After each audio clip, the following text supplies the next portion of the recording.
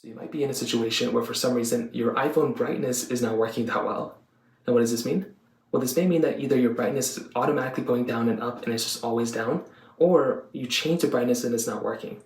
The very first thing I would recommend doing is making sure you don't have some sort of faulty display or an aftermarket display that's not fully functional. So make your way over to your settings application. What you want to do here is you want to go into your general settings right here. And if you click on about, this little about panel will actually go ahead and tell you basically what actual applications or features or hardware inside of your iPhone that is fully functional and what's actually like maybe hardware defect. So it'll tell you if you have a faulty display or an aftermarket display. It should tell you in this panel also if you swipe out of here, if you go inside of your brightness, little area. So under display and brightness right here, you might get that same type of panel. So just understand that basically means that if you have a faulty display or an aftermarket display, there's nothing you can do. You can go in and get a genuine display from Apple. That's basically the first things I would recommend doing. Now on top of that, within your display and brightness toggle panel, the other thing I recommend doing is seeing exactly what type of issues or brightness issue that you're having.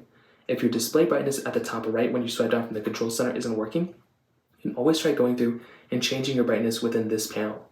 This panel should be usually functional for the most part, so you should be able to go ahead and increase or decrease your brightness literally from this panel itself, and that's like one of the easiest things you can do.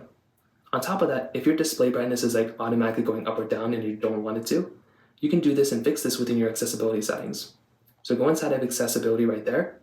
You can scroll down until you see or go into display and text size, which is right here. And from here, you want to scroll all the way down until you see this little panel right here that says auto brightness.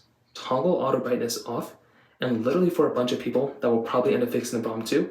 And that's probably all you're going to have to do in this situation. So that pretty much covers it up. If it's still not working, you can try updating your iPhone.